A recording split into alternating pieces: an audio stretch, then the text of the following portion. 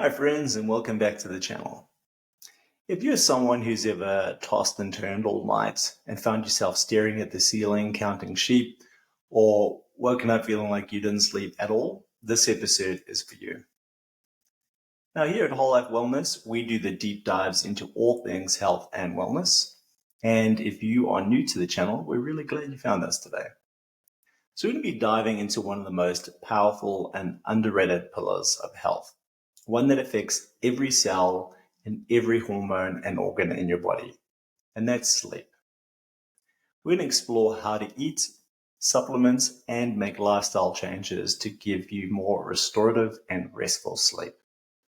Let's get one thing straight. Sleep is not just a time when your body shuts down. It's actually one of the most active, restorative, and critical biological processes in your entire day. While you sleep, your brain doesn't just go offline. It actually kicks into high gear.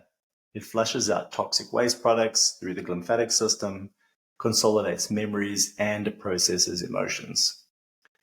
Think of sleep as your internal cleanup crew, emotional therapist, and filing system, all working overtime while you dream. Different sleep stages play different roles.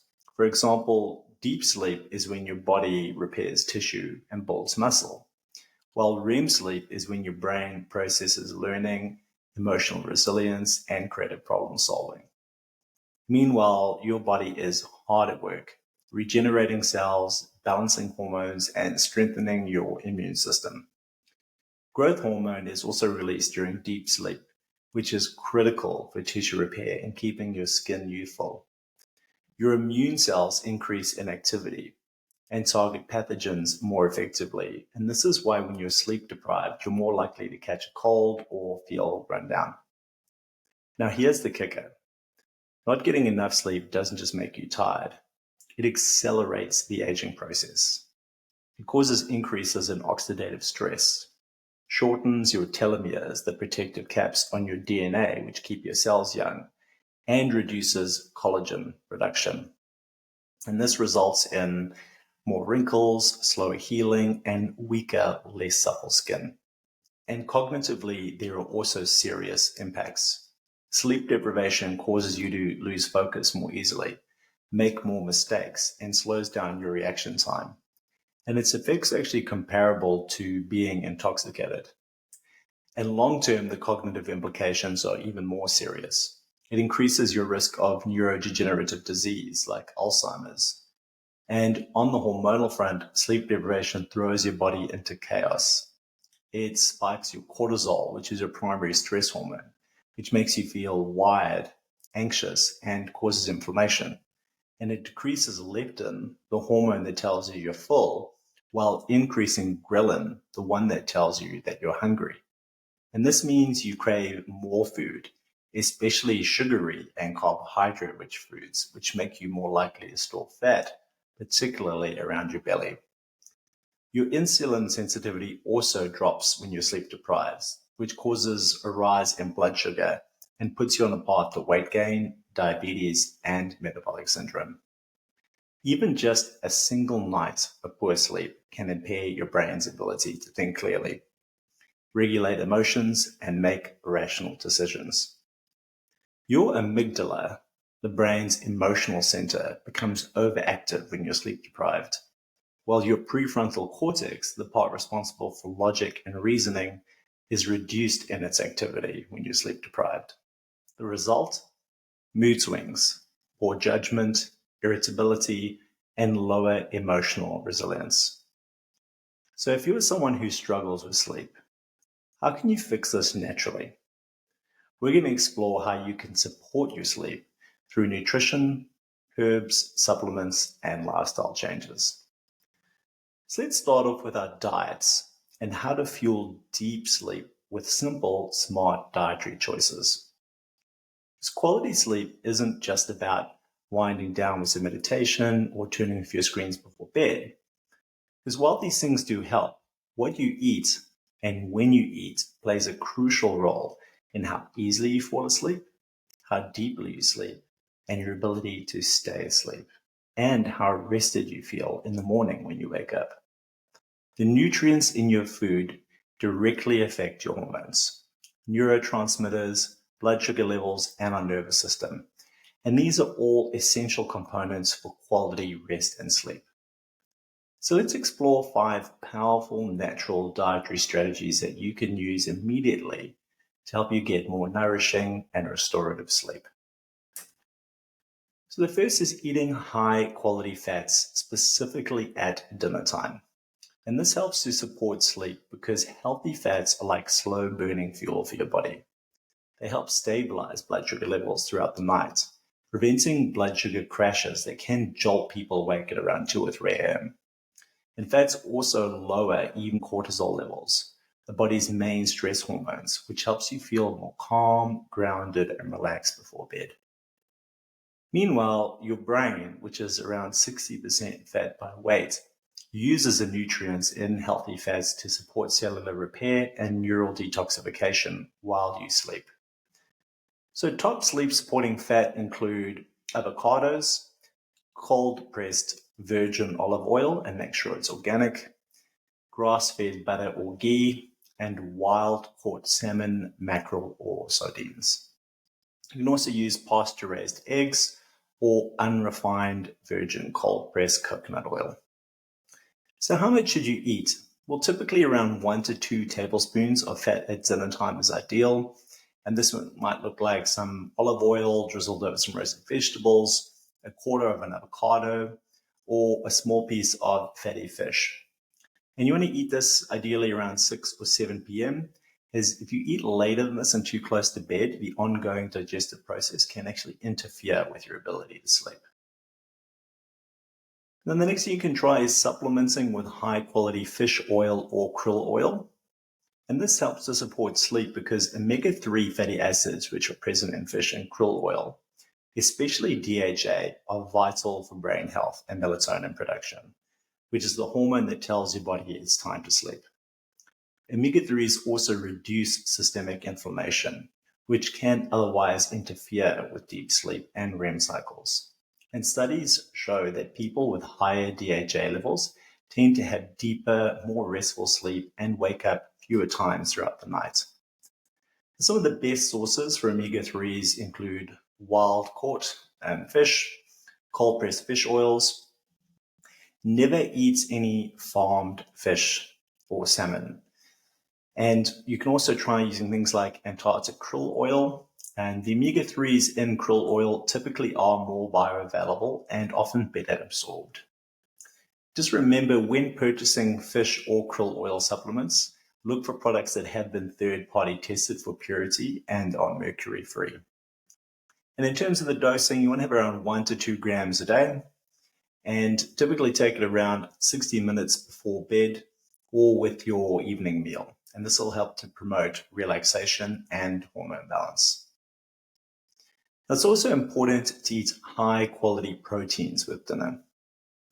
And when you're eating high-quality protein with dinner, it supports sleep because protein-rich foods provide amino acids like tryptophan. And these are building blocks of serotonin and melatonin, which is your body's sleep molecule. Protein also helps to regulate blood sugar and keep your stomach satisfied throughout the night, minimizing early wake-ups due to hunger or potential hypoglycemia. And some of the best sleep supportive proteins include things like organic chicken or turkey, grass-fed beef or lamb, pasture-raised eggs, wild-caught fish. And you want to be eating around 4 to 6 ounces, or a serving roughly the size and thickness of your palm. And eat the protein with your dinner. And as we said before, you want to have this at least 2 to 3 hours before you go to sleep, so your body has time to properly digest the food before sleeping. Now, another option you can look at is high quality whey protein. And this can help to support sleep because whey is very rich in tryptophan and other amino acids that support neurotransmitter and hormone production. And it can be especially helpful if you didn't get enough protein during the day. Whey also helps to reduce muscle breakdown during sleep and supports overnight tissue repair. But just when you're using whey, make sure you choose the product you buy wisely. Look for grass-fed, cold-pressed whey isolate or hydrolysate, and try to find non-denatured forms that are free from artificial additives, preservatives, flavors, or sweeteners like sucralose and aspartame. Try to find brands that are verified by third parties and are checked for purity and absence of heavy metals, non-GMO products, and if you are gluten sensitive, make sure you look for products that are gluten-free. So how much whey should you typically take? Around 1 scoop or a serving of about 15 to 25 grams. And ideally, you want to have this around 30 or 60 minutes before bed to get the sleep supporting effects. You can just have this with some warm water or with some warm milk. And this can have a very calming effect. And you want to make sure, however, though, don't use this as a strategy if you've already had a very large serving of protein at dinner time, or if you're sensitive to dairy. And another dietary strategy you can use to try and support sleep is raw honey before bed. And the reason why this works is raw honey is a very simple and natural source of glucose that helps restock the liver glycogen, which is a form of stored energy that your brain relies on while you sleep. And without enough glycogen, your body may trigger stress hormones like cortisol or adrenaline in the middle of the night. And the natural insulin spike from a tiny bit of honey also helps tryptophan cross the blood-brain barrier, boosting melatonin and serotonin release. So the best type of honey is raw, unfiltered, and organic honey, and try to buy locally if you can. Avoid processed commercial honey, which is often stripped of nutrients. And in terms of how much to use, typically around 1 teaspoon will be sufficient, and use it about 15 to 30 minutes before bed. You can either eat it straight off the spoon or stir it into a cup of herbal tea like chamomile or lemon balm. Now that we've looked at some of the dietary changes and choices you can make to support sleep, we're going to explore some of the supplements that you can use, which can help to optimize and support restorative and restful sleep. So the first one is magnesium, and this can be glycinate or magnesium threonate. Magnesium helps to support sleep because it's essential for over 300 enzymatic processes in the body and plays a critical role in calming the nervous system. Magnesium glycinate is very well absorbed and it's gentle in the stomach, and it is known for its calming properties. While magnesium threonate can actually cross the blood-brain barrier and may enhance cognitive function and sleep quality. It also promotes GABA activity, reduces cortisol levels, and relaxes skeletal muscles, which helps to quiet the mind and prepare the body for deep sleep. So when you're taking magnesium, you want to look at using around 200 to 400 milligrams daily, and you can split this into 2 doses. And when you want to get the best sleep supporting effects, you want to have your second dose around 30 to 60 minutes before you go to sleep. And this can also be taken in smaller amounts earlier in the evening for those with high stress or muscle tension. Now, another supplement that we can use is potassium. And potassium helps to regulate nerve impulses and muscle contractions. And this prevents nighttime muscle cramps or restless leg syndrome, which can be very disruptive for people who've experienced that. It also works with magnesium synergistically to balance electrolytes and support heart rhythm during sleep. If you take magnesium, look at a dose of around 1 to 200 milligrams from supplements.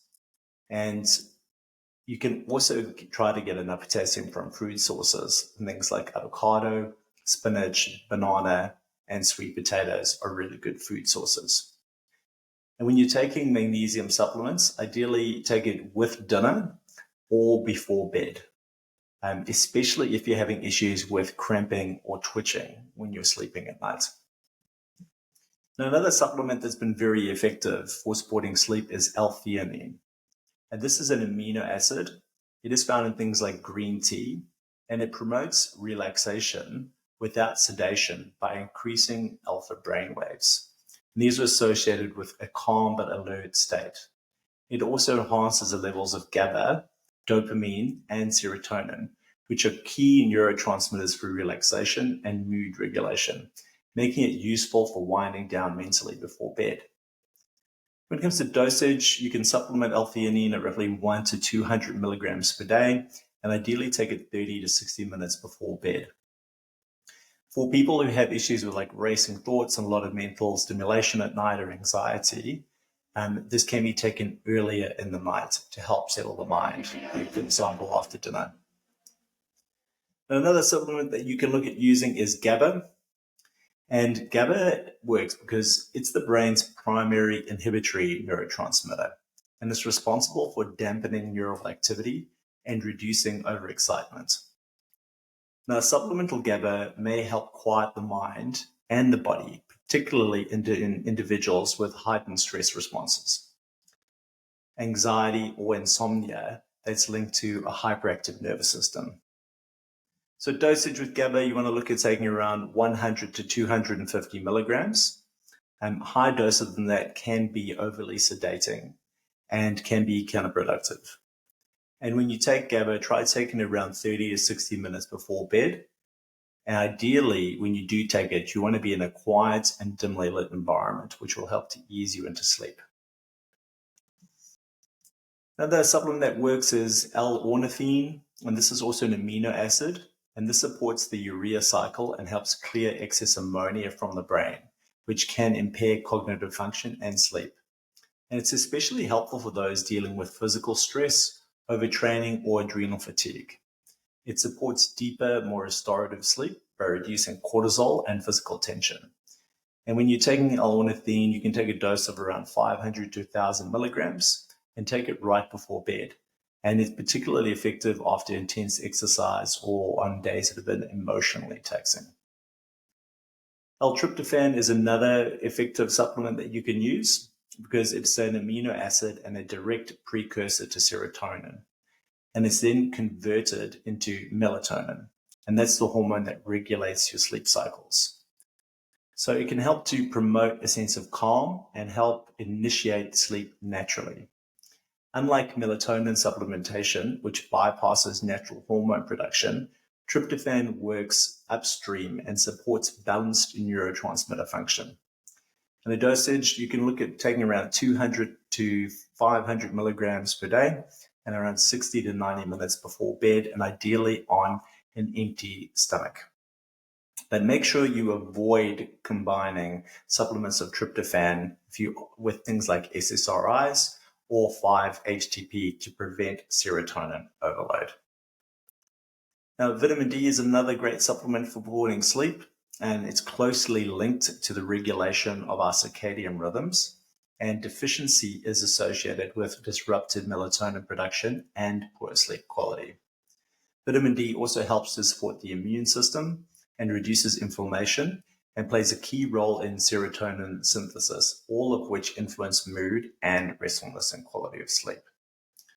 In dosage for vitamin D, you can take around 1,000 to 2,000 IUs daily, and you can take it in the morning. And it is important that you take it in the morning because taking it later in the day can interfere with melatonin release, which can then suppress your natural sleep.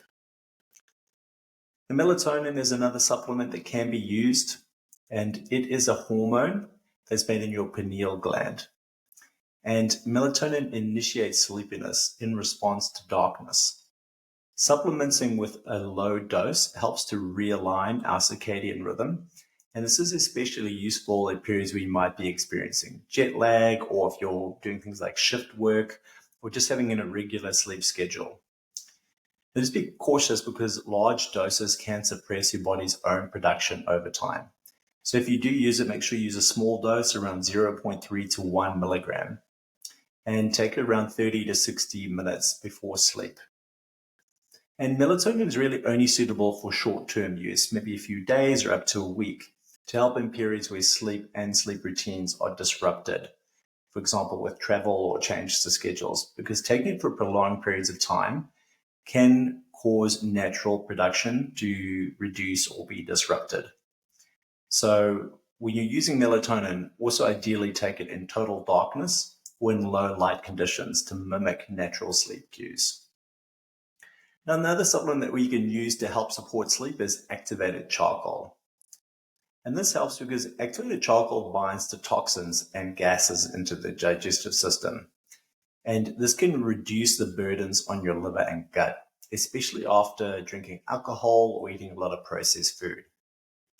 While not a sleep aid directly, at times when you have overindulged, it can support better overnight detoxification and prevent waking up at night due to indigestion or toxicity. When using activated charcoal, you can use around 500 to 1,000 milligrams and take it around 1 to 2 hours after dinner, or at least an hour before going to sleep. And make sure you don't use it when you're taking other supplements and medication, as it can interfere with their absorption. And again, this is not something for regular use, just something you can use as a tool when needed. Another effective supplement that you can use is glutathione, or NAC.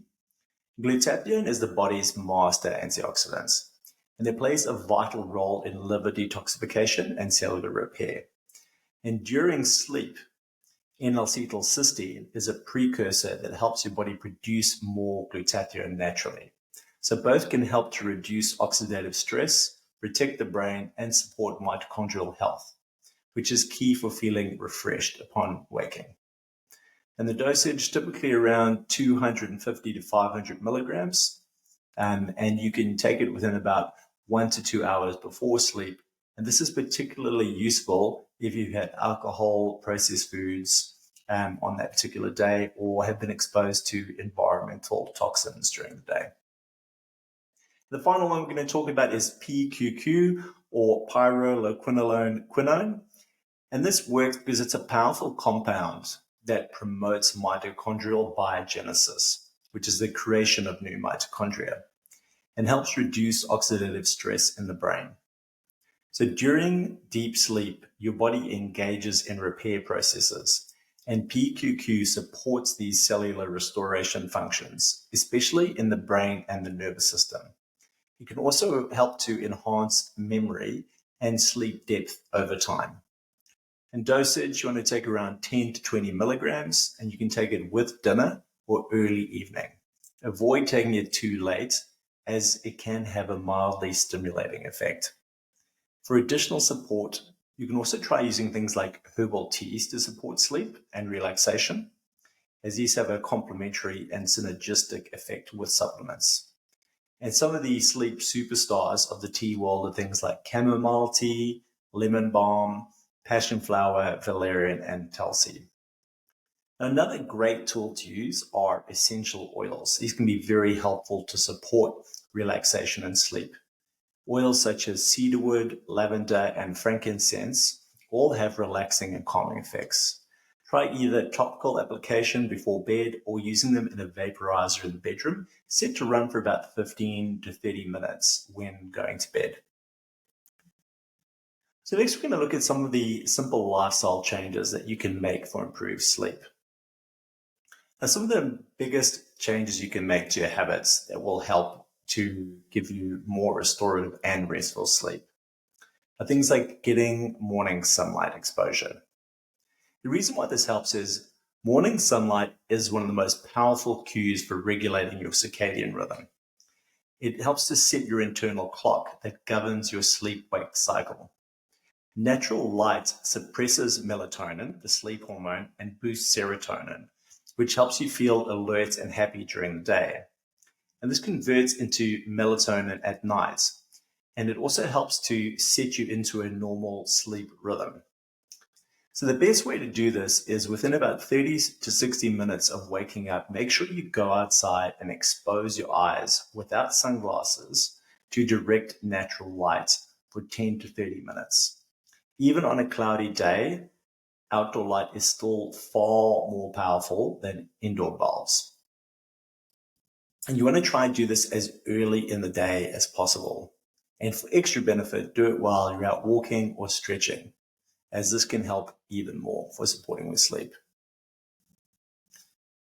Now, the next lifestyle change you can look at, which will really help to improve your sleep, is looking at your evening routine. A soothing pre-bedtime routine really helps to transition your nervous system from the active, alert, fight or flight mode, which is the sympathetic nervous state, to the restful rest and digest state, or the parasympathetic state. This helps to signal your nervous system that it's safe to let go. And this cue is essential for the body to begin the melatonin release and drop core temperature. Without this transition, the brain can remain wired or in a state of overactivity, especially after a busy or stressful day. So what can we do to help sort of improve our bedtime routines? Well, make sure you're engaging in low stimulation calming activities like gentle yoga or stretching to start relaxing the muscles. Try things like meditation or deep breathing to calm the mind and the nervous system. Journaling has also been shown to help to relax people and help to reduce mental chatter. And reading a physical book or even just something as simple as a warm bath. This helps to raise the body temperature, which then post-bath will drop, and that can trigger sleepiness. So start winding down at around 8 or 8:30 p.m. if you're aiming for going to bed at around 10 p.m. So ideally about an hour to an hour and a half before going to sleep. And also make sure at this stage that you keep your lighting soft, avoiding screens, particularly blue light from things like cell phones and laptops, and make sure that you stay consistent and have a similar routine each night that your brain associates with going to sleep. And really try to keep a constant sleep schedule, as this will help with your circadian rhythm, which thrives on consistency. When you sleep and wake at the same time daily, your body releases hormones like melatonin and cortisol at predictable times. This improves sleep onset, depth, and also your morning energy on waking. Erratic bedtimes confuse your biological clock, leads to trouble falling asleep or waking up early. So just try to be consistent. Try to have the same window of 7 to 9 hours of sleep each night. For example, going to bed at 10 p.m. every night, waking up at 6 a.m. every morning. And try, if you can, to even do this on the weekends so you're as consistent as possible. And if you are going to be adjusting your sleep schedules, try to do it more gradually by, say, 15 minutes a day. And ideally, you want to be going to sleep at around 9:30 to 10:30 p.m. as this aligns with our natural melatonin production and supports hormonal balance. Now, the next thing is getting daily movement. But the caveat here is that don't do it too late at night. So regular physical activity reduces stress hormones like cortisol, increases serotonin and endorphins, and physically tires the body, making it easier to fall asleep. It also promotes slow wave deep sleep, which is essential for memory consolidation and cellular repair. However, high intensity exercise too close to bed can spike adrenaline and core body temperature, which can then delay the onset of sleep. So to optimize the effects of exercise, what you want to do is engage in around 30 to 60 minutes of moderate to vigorous movement. For example, daily walking, running, strength training, dancing, or swimming every single day. And even 10 to 15 minutes of walking in the mornings will count towards this. And ideally, you don't want to engage in physical activities much later than around 6 p.m. Otherwise, if you are going to be exercising later than 6 p.m., stick to more gentle forms of movement like stretching or a slow walk or some yoga. And the next thing is to keep your bedroom environment that supports sleep. This means the temperature should be slightly cooler. You're going to make sure it's dark and don't have technology or screens. And this helps because your body needs to drop its core temperature by 1 to 2 degrees to fall asleep. So a cool, dark environment supports this, and that drop in temperature signals the brain that it's nighttime. Darkness also stimulates melatonin release, while light, especially blue light, suppresses melatonin release. And EMFs and devices can stimulate your nervous system, which can disrupt your sleep architecture. So to optimize this, make sure you set your room temperature to around 16 to 19 degrees Celsius. Use blackout curtains or a sleep mask to block out lights, and remove electronics like TVs, phones, or Wi-Fi routers from the bedroom. You can also consider using white noise reduction devices or earplugs if noise is an issue. And begin prepping your room during your wind down routine so your environment is ready to support sleep as soon as you enter the room. So now that we've covered what to do, I'll wrap up by summarizing what not to do to ensure a restful and restorative sleep. I'm going to cover sort of 5 of the major things to avoid for better sleep. So the first one is screen time before bed. As we mentioned, blue light from screens like phones, tablets, or even TVs can inhibit melatonin release by tricking the brain into thinking it's still daytime. Scrolling on your phone also overstimulates the mind and often increases feelings of stress and anxiety before going to sleep, which can interfere with having deep, restful sleep. So make sure you avoid screens at least an hour before bed. If unavoidable, try to use blue light blocking glasses or apps like Flux or night shift mode on your phone to limit the amount of blue light you're exposed to. Ideally, though, you don't want to have screens and you just want to use this hour before bed to just wind down and for gentle activities like reading, journaling, or just meditating. Another important one is avoiding caffeine after midday.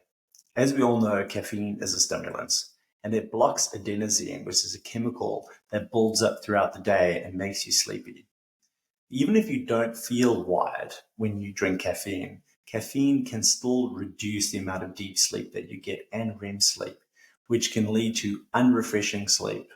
And it does have a long half-life, around 6 to 8 hours, meaning that a 3 p.m. coffee could still be in your system when you go to sleep.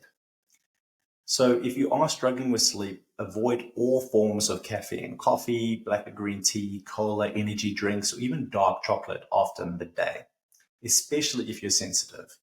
Better alternatives is things like herbal tea, chamomile tea, passion flower, or lemon balm as a substitute for coffee from after lunchtime. Another one to avoid if you're trying to improve quality of your sleep is alcohol in the evening. Alcohol acts as a sedative initially, but it actually disrupts REM sleep and deep sleep later in the night. And it can cause rebound waking, especially around 2 or 3 a.m. as the body metabolizes it and increases nighttime urination. Long-term, alcohol suppresses melatonin and contributes to poor quality sleep. So make sure you avoid alcohol within 3 to 4 hours of going to sleep. Try again using things like a herbal mocktail or adaptogenic drinks or herbal tea as a way to unwind instead. Now, it's also important if you're trying to improve quality of sleep to not to eat really heavy dinners or eat really late at night. Is eating a very large meal close to bedtime puts a lot of stress on the digestive system, which diverts blood flow to digestion instead of restoration. And this delays melatonin release and increases your risk of things like acid reflux or nighttime waking. So try to avoid eating really large meals within 2 hours of bed. Now, a better option is make sure you're eating nutrient-dense foods early enough before going to sleep. And if you do find yourself still hungry close to sleep time, opt for a small sleep-friendly snack like a banana or a handful of walnuts. And the next one is a fairly obvious one, but avoid stressful conversations and stressful activities and content before bed, because emotional stimulation from things like conflict, intense news, dramatic media can trigger the release of cortisol and adrenaline. And these stress hormones activate the sympathetic nervous system and keep your mind in a state of vigilance and alertness, which can delay the onset of sleep and reduce the depth of your sleep. So try to avoid confrontational discussions, looking at news headlines, watching horror films, or, social media doom scrolling in the hours leading up to going to sleep. Better options are things like practicing gratitude journaling, having light-hearted conversations, reading books that have positive content, uplifting music, and relaxing music to guide your nervous system into a calmer state before going to sleep. Because the important thing to remember is sleep is not a luxury. It's a foundational pillar upon which all aspects of your health, vitality, and mental clarity depend. No matter how long you battle sleepless nights, tossing and turning and feeling frustrated, waking up groggy, just remember that sleep patterns and sleep quality can always be transformed and improved. The science of sleep isn't a mystery reserved for the lucky few. Good sleep is the result of good habits, deliberate choices, and routines. And like any habits, they can be improved and cultivated with knowledge, time, and intention, and just being consistent. From aligning your body with the natural rhythms of sunlight to nurturing your nervous system through calming rituals, there are powerful tools available to support rest and recovery. In each step you take and every one of these processes that you adopt, no matter how small, has the potential to create profound shifts and benefits in the quality of sleep that you get, and as a result, how you can heal and function. Investing in good sleep is investing in your energy, immunity, emotional resilience, cognitive health, and your long-term health. Sleep's an essential process that regulates your hormones, repairs tissue, integrates your memories, and restores your sense of well-being and even your very soul. When you prioritize high-quality sleep and consistent rest, everything else in life becomes easier, clearer, and more vibrant. So good sleep hygiene isn't just something on a checklist. It's a very necessary act of self-respect and self-mastery. So if you struggled in the past, don't give up. Remember, your body wants to sleep, and with the right conditions and habits, it will remember how. So let this be a turning point today, where sleep becomes a priority and an ally and not your obstacle, and where each night in future becomes a sanctuary of true restoration. Thanks very much for joining us again today. We'd love to hear your comments or feedback about the video. And don't forget to like, subscribe, or share. And look forward to seeing you on the next one.